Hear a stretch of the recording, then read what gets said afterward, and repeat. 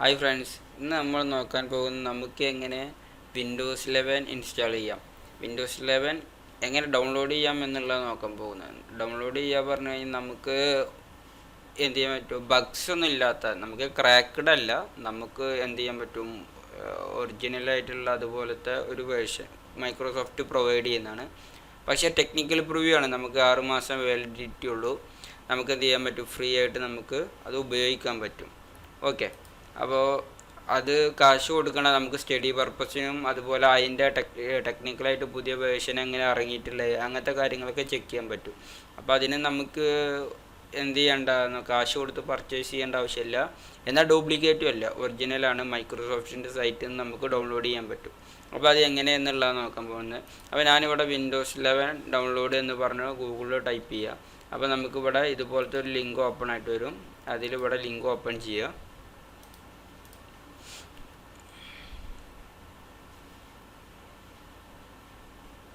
ഇപ്പോൾ ഇവിടെ link open ആയിട്ടുണ്ട്.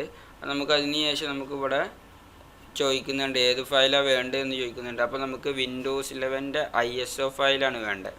അപ്പോൾ നമുക്ക് windows 11 ISO file download windows 11 disk image ISO എന്ന് പറഞ്ഞിട്ട് കാണാം. അപ്പോൾ ISOയിൽ നമ്മളിവിടെ സെലക്ട് ചെയ്യും, സെലക്ട് ഡൗൺലോഡ് എന്ന് ചോദിക്കുന്നുണ്ട്. വിൻഡോസ് 11 മൾട്ടി എഡിഷൻ ISO എന്ന് പറയുന്നുണ്ട്, അത് സെലക്ട് ചെയ്ത് കൊടുക്കുക, ഡൗൺലോഡ് എന്ന് പറഞ്ഞ് കൊടുക്കുക. പിന്നെ നമ്മളോട് ചോദിക്കുന്നതാണ് സെലക്ട് ദ പ്രൊഡക്റ്റ് ലാംഗ്വേജ് എന്ന് ചോദിക്കുന്നുണ്ട്. അപ്പോൾ നമ്മളിവിടെ ഇംഗ്ലീഷ് സെലക്ട് ചെയ്ത് കൊടുക്കുക, കൺഫേം ചെയ്ത് കൊടുക്കുക. ഓക്കെ, അപ്പോൾ നമുക്കിവിടെ കൺഫർമേഷൻ കൊടുത്തതിന് ശേഷം നമുക്കിവിടെ കാണാം വിൻഡോസ് 11 ഇംഗ്ലീഷ് ഡൗൺലോഡ് എന്ന് പറഞ്ഞിട്ട് കാണാം.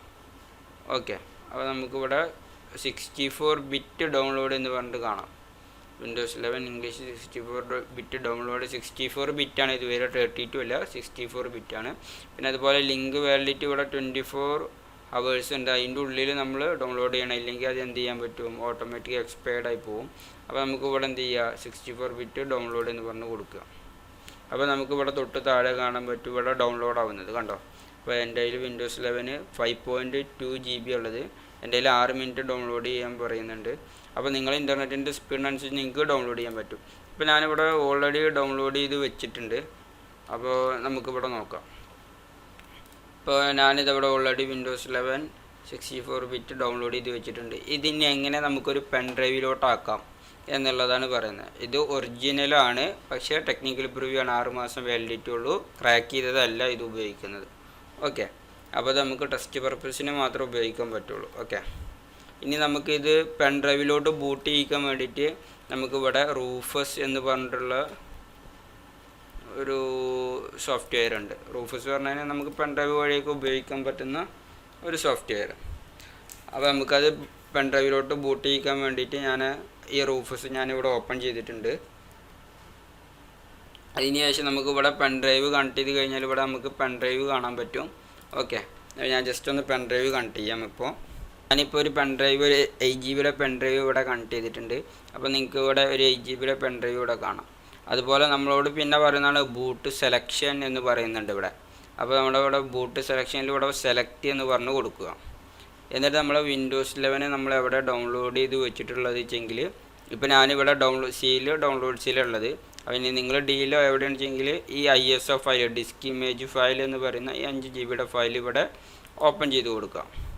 അപ്പോൾ ഇവിടെ കുറേ ഓപ്ഷൻസ് വരും, GPT എന്നൊക്കെ പറഞ്ഞിട്ട് വരും. അതൊന്നും മാറ്റണ്ട, ചില കേസിൽ MBR വരാറുണ്ട്.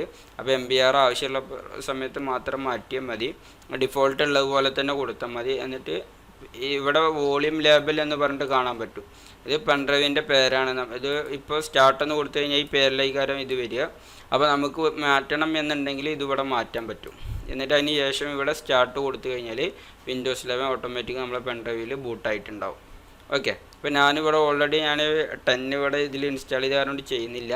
അപ്പോൾ നിങ്ങൾ ട്രൈ ചെയ്ത് നോക്കുക എല്ലാവരും. Okay, thank you. അപ്പോൾ വീഡിയോ ഇഷ്ടമായി കഴിഞ്ഞാൽ എല്ലാവരും സബ്സ്ക്രൈബ് ചെയ്ത് സപ്പോർട്ട് ചെയ്യുക.